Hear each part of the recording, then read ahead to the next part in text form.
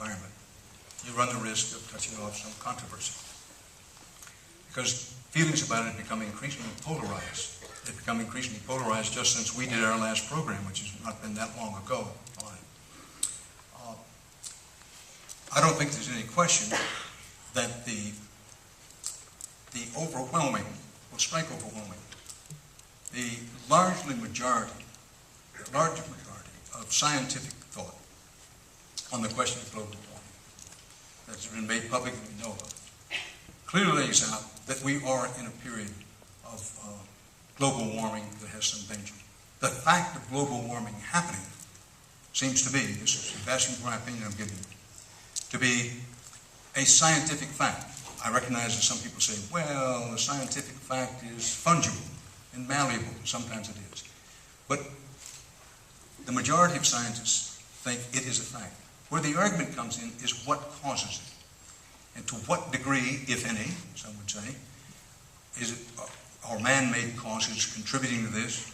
Or indeed, that's a delineating line in the argument. Okay, yes, it's getting warmer. Some would say, well, this happens sporadically in history. It has nothing to do, very little to do with what humans do. On the other side, listen, don't kid yourself.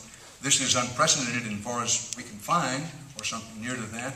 And here's what we consider on this side to be proof that it's man-made. This argument, I will tell you, it's going to go deeper and get more partisan. One of the problems we have with the political system now is that everybody seeks to score points. I got your point on this side, I got your point on this side, rather than trying to get together and say, listen, we have differences of opinion, but let's dig deeper into the facts. Let's get more scientific evidence. Let's do what we can. But that's not the atmosphere now, and it's going to get nothing worse as it goes along. You may have noticed that President Obama came into office, whether you like him or not, or agree with him on this or anything else or not, saying that, in effect, we need some sort of cap-and-trade legislation. He was leaning in that direction. And this was making its way through Congress. Well, with the delay of the health care reform bill, you never say never, but I'll be among the most surprised people around if it gets passed this year, because the argument has become so polarized on both sides. I thank you for the question. Thank you. It was nice to meet you. Yes, ma'am. I think we have 2 more questions, is it? Yeah. Whatever. You say, you're in charge. Hi, my name is Martha Lopez. I am a broadcast journalism major. It's very nice to meet you. I could speak for a lot of us in here that you are an inspiration to us all, and I feel that we aspire to be half as good as a journalist as you are, because you are truly inspiring and amazing. I wanted to ask you, in regards to all this fluff journalism that's happening right now, how do you think our generation of journalists should deal with the, learning how to depict what's good journalism, what's real, and what sensationalism is? Well, first of all, thank you for the compliments. And I do not say this offhandedly. I'm unworthy of them, but I do appreciate them very much. And I'm glad to meet you.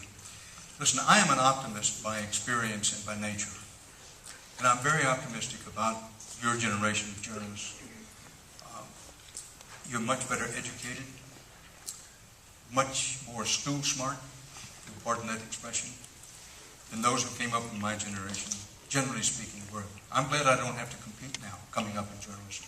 I'm not at all sure that I could make it. But I'm very optimistic, and the reason is that I see idealism. I think it was Scott Fitzgerald, if not Scott Fitzgerald, forgive me the citation, who said, England is a place, France is a people, America, having about it, still the essence of the idea and the ideal is harder to utter, which is to say it's harder to get a grip on.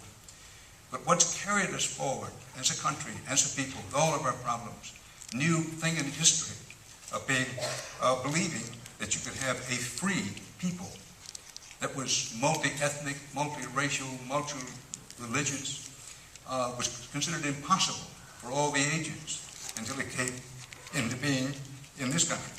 So idealism is an integral part of being American, and it's an integral part of being an American journalist. So until and unless I see idealism on the decline in your generation of journalists and future generations, then I'll be pretty optimistic. Let's face it, for those who are graduating and go out in the workplace, it's a shrunken workplace environment. Jobs are much tougher to come by. They're much tougher to hold. Some of the forces that I talked about here, the business, it is a business of huge multinational conglomerate corporations being, and I don't like the phrase, in bed with big government, whether the big government at any time is led by Democrats or Republicans.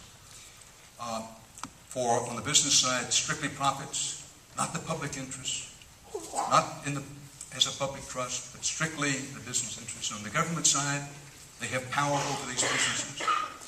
That we're now down to the point where I think 4 and no more than 6 huge international conglomerates control most of the mass news distribution in this country.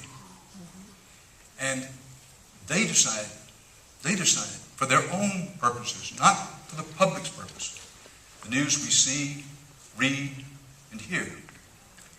And unless this trend is reversed, then a lot of the idealism is going to get kicked out of a lot of young journalists such as yourself. But remember that I said, I'm an optimist by nature and experience, and I think we'll find a way. I think this is the last question. Yes, Thank you.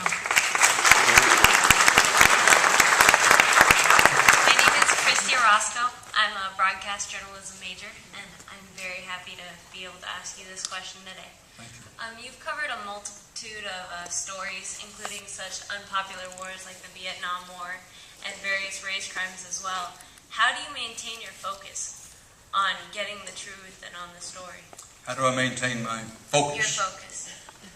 Well, I appreciate the question, and I appreciate your compliment. Thank you. Well, first of all, I haven't always done it well. Try as I may, and I think I'm a pretty focused person because I do have a passion for journalism. I have a lot of flaws.